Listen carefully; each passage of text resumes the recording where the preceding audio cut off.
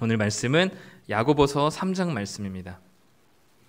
신약성경 373쪽에 있습니다. 야고보서 3장 1절부터 12절까지 말씀입니다.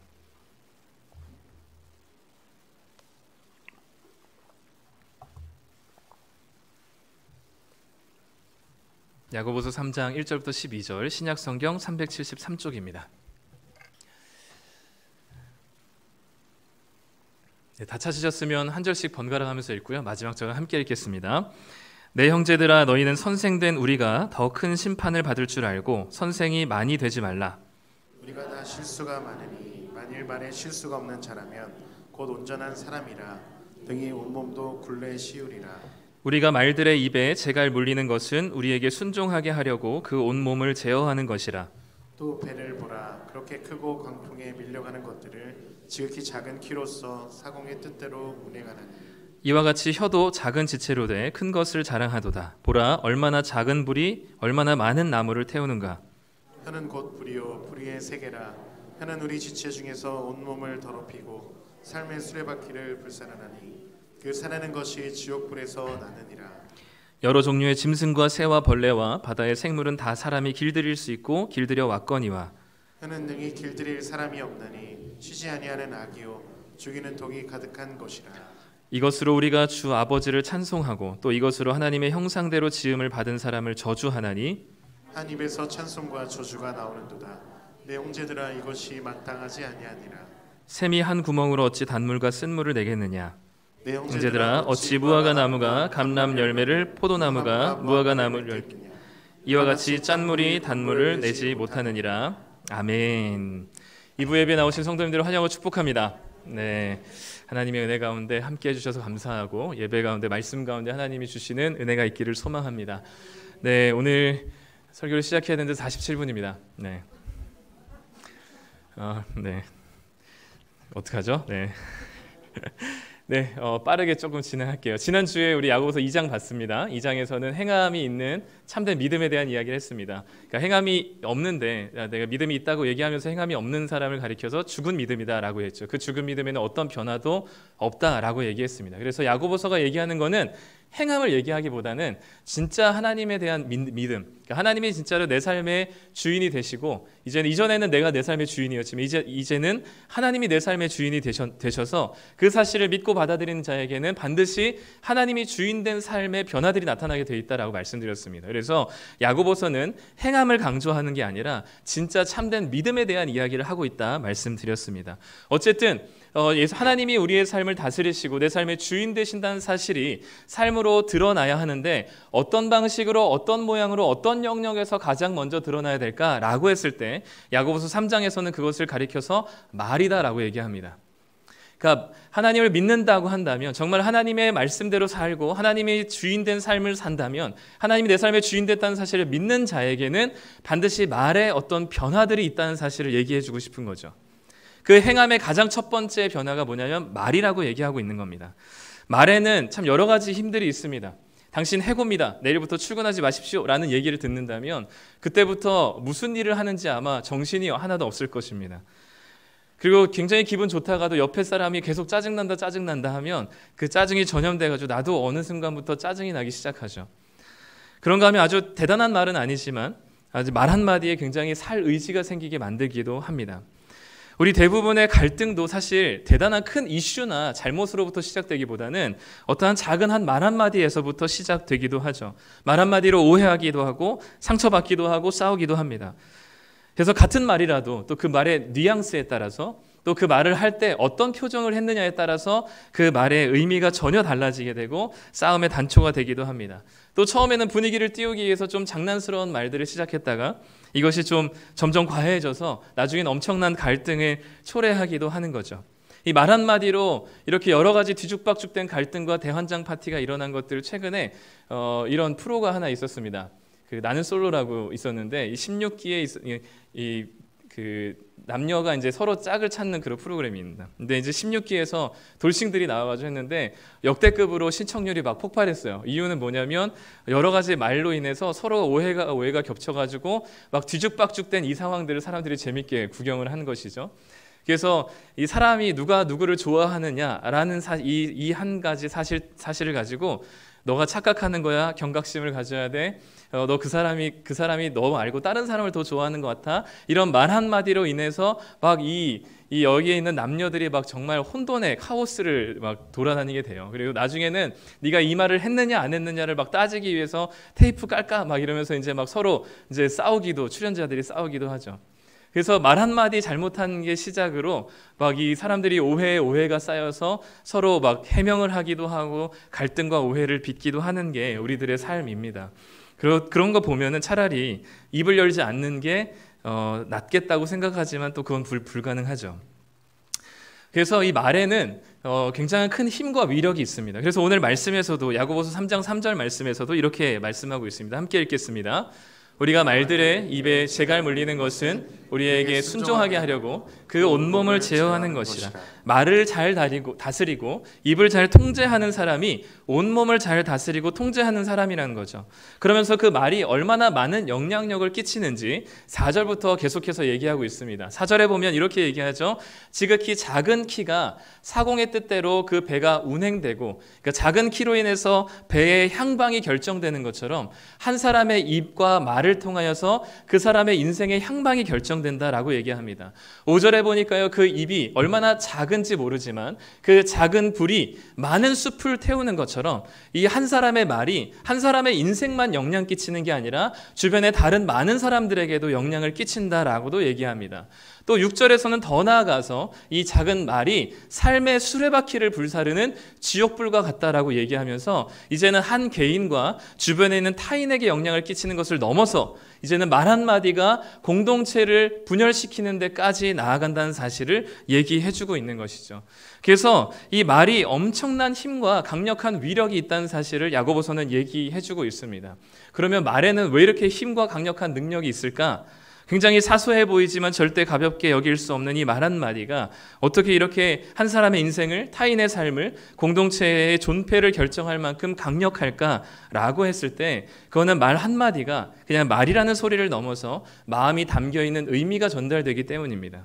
그러니까 말이라는 것은 마음에서부터 시작되기 때문에 그 말을 들었을 땐 이미 그 사람의 마음이 전달되기 때문에 능력이 있는 것이죠. 그래서 예수님도 이렇게 말씀하셨습니다. 마태복음 15장 11절과 18절을 함께 읽겠습니다. 입으로 들어가는 것이 사람을 더럽게 하는 것이 아니라 입에서 나오는 그것이 사람을 더럽게 하는 것이니라. 입에서 나오는 것들은 마음에서 나오나니 이것이야말로 사람을 더럽게 하느니라. 입에서 나오는 것, 그 말이 마음에서부터 나오기 때문에 이것이 사람을 더럽게 한다라고 말씀하셨습니다. 그러니까 이 모든 말의 시작은 마음에서부터 시작된다는 말이죠. 어떤 마음을 품었느냐가 그 사람에게 어떤 말을 하느냐로 나아가게 된다는 말입니다. 그렇기 때문에 말에는 강력한 위력이 있습니다. 마음에 뭐가 있냐에 따라서 그 말의 의미가 되어서 사람을 살리기도 하고 죽이기도 하는 것이죠. 야고보서 3장 우리가 읽은 곳에서는요, 혀에 대해서 말에 대해서 이렇게 얘기하는데 이 말이 한 사람 또 타인 그리고 공동체에까지 영향력을 끼치는 이 말이 여러 말들이 있을 겁니다.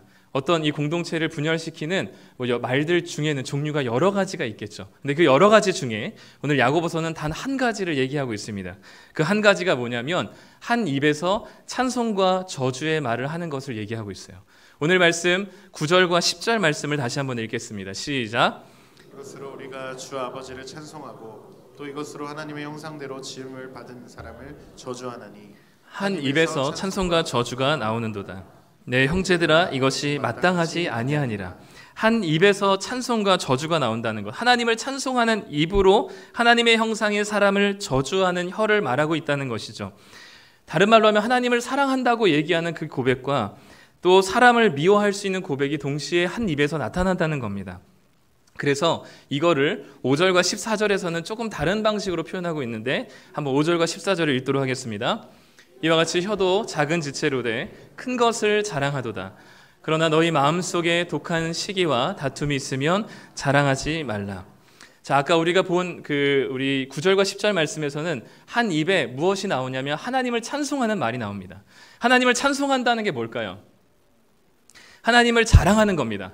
하나님을 드러내는 거죠. 그러니까 하나님을 자랑하는 말에 지금 5절과 14절에는 누구를 자랑하는 말이 나와요? 나를 자랑하는 말이 동시에 나오는 겁니다. 그러니까 우리가 하나님을 사랑하는 이 한 입에서 하나님을 찬송하는 말과 이웃을 저주하는 말이 동시에 나온다고 했을 때 우리가 실제로 말을 뱉어서 누군가를 저주하거나 미워한 적이 그렇게 많이 있으신가요? 나 네 때문에 진짜 죽어서 죽도록 싫어. 너 못 살겠다. 너 없었으면 좋겠어. 이런 말을 자주 하시나요? 사실 거의 하지 않습니다. 이런 저주에 가까운 말은 하지 않아요. 근데 오늘 야고보서에서는 한 입으로 하나님을 찬송하면서 하나님의 형상으로 지음받은 이웃을, 사람에게 저주하는 말을 한다라고 얘기해요. 이 말은 무슨 말이냐면 하나님을 자랑하는 입술로, 하나님만이 옳다라고 얘기하는 입술로 내가 옳음을 주지하고 그리고 나를 자랑하는 말을 한다는 이야기입니다. 그러니까 이웃을 미워하고 저주하는 말은 너 싫어라는 말을 직접적으로 하는 게 아니라 너는 틀렸고 나는 옳으니 하나님을 자랑하고 하나님만 옳다라고 하는 그 입술로 내가 옳고 내가 기준이고 내가 옳고 너는 틀렸으니 내 말을 들어야 한다는 그 말이 바로 자랑하다라는 말입니다. 그렇기 때문에 한 입으로 하나님을 드러내고 하나님을 찬양하고 하나님을 자랑하는 그 입술로 나를 드러내고 나를 자랑하고 나를 찬송하는 거죠. 그래서 내가 옳고 내가 기준이 되어서 너는 틀렸다라고 얘기하는 것이 바로 내 자랑하는 입술이고 이웃을 미워하고 저주하는 입술이다라고 얘기할 수 있는 겁니다. 그러면 왜 그렇게 우리들은 하나님을 자랑하는 입으로 우리 자신을 자랑하고 내 말이 옳다 여기며 다른 사람들의 말을 수용하지 않을까요? 아까도 얘기했지만 그 말에는 힘이 있는 이유가 뭐예요? 마음에서부터 비롯되기 때문입니다. 그 마음이 어디서부터 비롯되냐면 14절입니다. 그러나 너희 마음속에 뭐가 있대요? 독한 시기와 다툼이 있으면 자랑하게 된다고 얘기합니다. 우리 마음에 형제를 향한, 지체를 향한 하나님의 형상으로 지음받은 자들에 대한 시기와 질투와 미움과 분노와 증오가 있다면 그 마음이 우리로부터 이 말을 통하여서 내가 옳고 네가 그르다라는 이야기를 통해서 하나님만이 옳다라고 얘기하는 그 입술이 내가 옳으니 내 말을 따르라는 아주 강압적이고 이 일방적인 말로 변하게 되는 겁니다. 그래서 예수님께서도 이렇게 말씀하셨어요. 마태복음 15장 말씀입니다. 이렇게 말씀하셨습니다. 입에서 나오는 것들은 마음에서 나오는데 그 마음에서 나오는 것은 악한 생각과 살인과 간음과 음란과 도둑질과 뒤에 두 가지가 말에 대한 겁니다. 거짓 증언과 비방이다. 그러니까 악한 마음에서부터 나오는 그 행동이 뭐냐면 살인과 간음과 음란과 도적질이에요. 그 겉으로 보여지는 모습은 악한 마음으로부터 비롯된 겁니다. 근데 악한 마음으로 비롯된 또 두 가지 표현 방식이 거짓 증언과 비방인 것이죠. 이웃을 비방하고 나를 높이고 내가 잘났고 내가 자랑스럽고 내가 옳다라고 여기며 말하는 태도와 이웃을 대하는 모든 태도가 바로 하나님을 자랑하는 입술에서 나를 자랑하는 말이라는 겁니다. 상대를 비방하는 말, 상대의 의도를 알려고도 하지 않고 내가 넘겨짚은 것으로 확증해버리는 말, 출처가 어딘지도 모른 채로 오해를 낳는 말들을 해고 상대보다 내가 더 나아 보이기 위해 괜찮은 사람으로 보이기 위해서 포장하는 말들, 이 모든 것이 독한 시기와 다툼으로 비롯된 자기 자랑의 말, 자기 확신의 말, 자기 확증의 말이라는 것입니다. 하나님만을 자랑하고 하나님만을 사랑하고 하나님만을 찬송하고 주님만을 드러내는 그 입술로 하나님만이 확증적이시지만 하나님만이 옳으시지만 사람에 대한 시기와 분노가 마음에 있다면 내가 옳고 내가 확증적이고 내 말이 맞고 나를 드러내고 나를 자랑하는 말을 하게 되는 겁니다. 이런 시기와 질투와 분노와 확증의 마음에는 이해하려는 노력이 없고 상대방의 아픔을 내 아픔으로 끌어안고 함께 울겠다는 의지가 없고 혹시 내가 하나님 앞에서 부족한 것은 없는지 겸손하게 주님 앞에 무릎 꿇고 그 발생한 어떤 상황들이 있다면 그 상황에 대해서 가슴을 움켜쥐고 이것이 내 죄 때문이라고 애통하는 그 마음이 우리 안에 없다는 것이죠. 내 기준에 맞지 않는 사람들은 모두 상대편이고 내가 옳다고 생각하는 것을 받아들이지 않는 사람들은 무지하고 어리석은 사람들이며 그래서 상종할 수 없는 사람이 되는 것이 우리 안에 독한 시기와 다툼이 있는 마음으로 표현하는 우리들의 모든 방식들입니다. 그러나 교회는 그런 곳이 아닙니다. 교회는 용서와 화해가 있어야 하고요. 관용과 화평이 있어야 합니다. 누군가가 아무리 잘못했어도 그로 인해서 미움과 분노가 생긴다고 하더라도 사랑할 수 있고 관용할 수 있기 위한 눈물이 있어야 합니다. 하나님 앞에서 내 자신을 괴로워할 수 있는 무릎과 가정이 우리에게 있어야만 하는 것이죠. 특별히 이 말에 대한 이야기를 하고 있는 야고보서는요. 그 대상이 명확합니다. 3장 1절인데요. 내 형제들아 너희는 선생된 우리가 더 큰 심판을 받을 줄 알고 선생이 많이 되지 말라라고 얘기하면서 이 말에 대한 이야기의 대상을 누구에게 지금 얘기하고 있냐면 교회의 선생된 자들에게 얘기하고 있습니다. 교회의 선생된 자들은 누굴까요? 네, 제일 첫 번째는 저겠죠. 네, 하나님 말씀을 전한다고 하는 가장 말을 많이 하는 인간, 네, 선생된 인간에게 하나님께서 말씀하십니다. 저뿐만 아니라 많은 교역자들, 그리고 운영위원들, 그리고 각 사역하는 부의 부장들, 팀장들, 다 이분들이 다 리더에 선생된 분들에 속해집니다. 또 교회의 소그룹 리더들도 여기에 해당되는 거죠. 누군가를 가르쳐야만 하고 누군가에게 결정해야 되는 사역을 맡은 리더들에게 제일 먼저 이 말에 대한 이야기를 하고 있습니다. 아마 야고보는 그 말 한마디의 위력이 얼마나 큰지를 잘 알았을 거예요. 왜냐하면 야고보는 예루살렘 교회의 리더였거든요. 바울이 이방인 나라에 가서 막 선교하고 선교 보고를 하고 왔을 때 이 이방인들에게 유대인의 율법이라고 하는 할례를 강제할 것인지 말 것인지에 대해 결정을 야고보가 했었어야만 했습니다. 그 야고보의 말 한마디에 따라서 교회의 역사가 바뀌게 되거든요. 근데 그럴 때 이 야고보는 예루살렘 교회에서 이방인에게는 이 할례를 강제하지 않는다라는 말을 선언함으로써 이 말이 그냥 단순히 예루살렘 교회만 해당된 게 아니라 전 세계 교회에 이 야고보의 한마디가 결정되고 정해지게 되는 것이죠. 그 야고보는 이 말 한마디 위력이 얼마나 큰지를 너무 잘 알았기 때문에 특히 리더된 자리에 선생된 자리에 있는 자에게는 이 말이 얼마나 중요한지를 알았기 때문에 선생된 자들에게 되도록이면 선생되지 말라라고 얘기하면서 마치 선생되지 말라고 얘기하는 것 같지만 그 자리가 얼마나 이 책임감이 무겁고 결코 가볍지 않다는 사실을 얘기해주고 있는 거죠. 그럼에도 불구하고 선생되는 것의 책임이 정말 무겁지만 또 이 말에 대한 실수를 하지 않아야만 하지만 말의 실수가 없는 사람만 선생이 되어야 한다면 아마 우리 중에는 아무도 선생될 수 있는 사람은 없을 겁니다. 단언할 수 있습니다. 그 누구도 선생이 될 만큼 누구를 가르칠 만큼 말에 있어서 마음에 있어서 그 어떤 실수도 하지 않고 하나님을 찬송하는 입으로 나를 자랑하는 입이 되지 않는 사람들은 단 한 사람도 없습니다. 오늘 말씀에서도 그래서 두 번이나 반복하고 있습니다. 우리 2절 말씀, 8절 말씀을 읽도록 하겠습니다. 다 실수가 많으니 만일 말에 실수가 없는 자라면 곧 온전한 사람이라 능히 온 몸도 굴레에 씌우리라 혀는 능히 길들일 사람이 없나니. 우리가 실수가 많은데 특별히 말에 실수가 없는 사람은 온전한 사람이래요. 우리 중에 온전한 사람은 아무도 없습니다. 능히 그 혀를 길들인 사람은 아무도 없다라고 성경이 단언하고 있습니다. 그래서 로마서 3장에서도 그런 우리를 향해서 그들의 목구멍은 열린 무덤이고 그 혀로는 속임을 일삼고 입술에는 독사의 독이 가득하고 입에는 저주와 악독이 가득한 모두가 다 한 명도 예외 없는 죄인이다라고 로마서 3장에서는 얘기하고 있어요. 말실수를 하지 않으면 온전한 사람이죠. 이걸 능히 길들일 사람은 아무도 없습니다. 그렇기 때문에 우리들 중에 이런 말을 내뱉지 않는 사람은 아무도 없고요. 우리들 중에 누구도 시기와 다툼과 미움이 없는 사람은 없습니다. 예배당에 들어서면서 주일 예배를 잘 드린 입술을 가지고 식당으로 내려가면서부터 험한 말과 불평을 쏟아내는 것들이 우리죠. 주일 예배를 하나님을 찬송했던 입술로 또 집으로 돌아가는 운전 중에 끼어든 차량에게 험한 말을 쏟아놓는 것이 우리들입니다. 우리는 말실수를 하기 일쑤이고 그것이 우리들의 일상인 것이죠. 그렇기 때문에 마음으로 시작된 이 우리의 마음의 의미가 말을 통해서 전달되게 될 때 이것은 우리에게 있어서 그 어떤 사람도 실수하지 않을 수 없을 만큼 우리에게 너무나 밀착적인 죄인 것이죠. 때로는 충동적으로 상대방에게 상처를 줄 때도 있고요. 또는 상대방의 아픔이나 상황을 잘 몰라서 오해하는 말들을 할 때도 있고 악한 의도가 없이 말했지만 상대방은 이미 예민한 상태로 상처를 받는 경우도 있고요. 또는 틀린 정보를 제공하여서 또 마음에 상처를 주는 경우도 있고 진실한 마음으로 나는 말했지만 연약해서 의지가 부족해서 행동이 뒤따르지 않아서 위선적으로 보일 때도 있습니다. 우리는 늘 이런 이 말에 노출되어 있는 사람들이죠.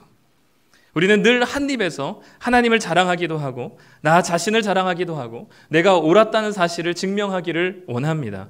저를 비롯해서 리더라고 해서 별 다를 바가 없는 사람들이죠. 그런데 하나님을 찬송하고 하나님의 형상으로 지음받은 이웃과 사람을 사랑하는 한 입이 있습니다. 우리는 아무도 선생될 자격이 없는 자들이지만 유일하게 한 분 선생될 자격이 있으신 분이 계십니다. 한 입으로 하나님을 찬송할 뿐만 아니라 하나님의 형상대로 지음받은 사람도 사랑하신 유일한 한 입이 계시다는 거죠.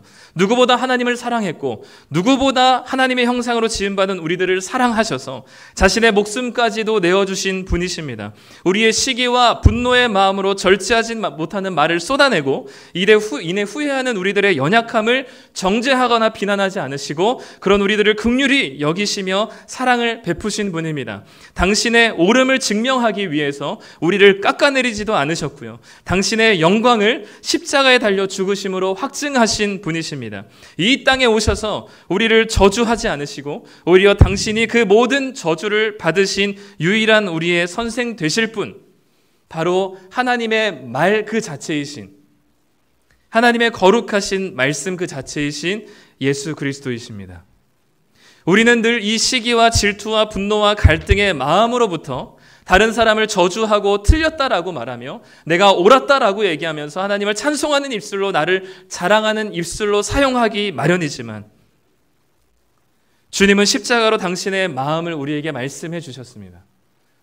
그렇기 때문에 우리 중에는 아무도 선생될 자격이 없지만 우리들에게 유일한 선생 되신 분이 계시고 우리는 그 누구도 한 입으로 모두가 다 두말하는 자들이지만 예수님만은 한 입으로 하나님을 사랑하고 우리를 사랑하신 분이십니다. 그렇기 때문에 이 말씀을 적용할 때 말조심합시다가 아닙니다.